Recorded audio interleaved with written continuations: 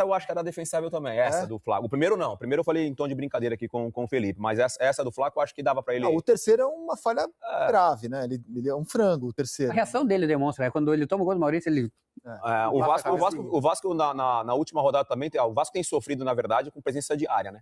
O Vasco até constrói. Primeiro tempo, a gente tá falando aqui do jogo, o Vasco teve algumas boas oportunidades. O Thiago Mendes, por exemplo, quando ele faz aquela chapada na entrada da área, essas bolas tem que caprichar. Em jogo desse tamanho, com um time que é efetivo e termina a jogada, porque o Palmeiras é um time muito vertical, sempre foi assim, né? O time que termina a jogada sempre assim.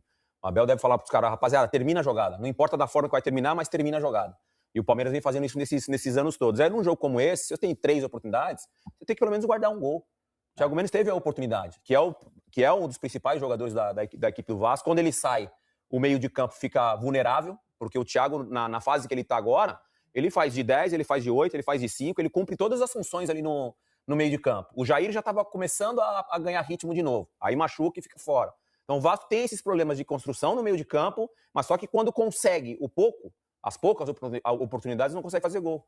Aconteceu a mesma coisa no final de semana passado, então são 2 jogos de Brasileiro, porque antes do Santos fazer os gols, o Tietê teve chance de fazer gol, o Vasco perdeu 2 gols. O enredo é muito parecido. E a exceção do Vasco nesses últimos tempos foi contra o Fluminense, quando o Brenner faz 2 gols.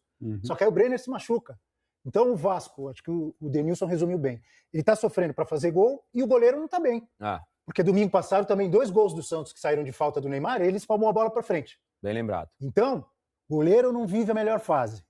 Lá na frente tá difícil fazer gol. Como é que desconto só? Protege Tô perdoando o Léo Giardino, ele falhou gravemente nos 2 jogos.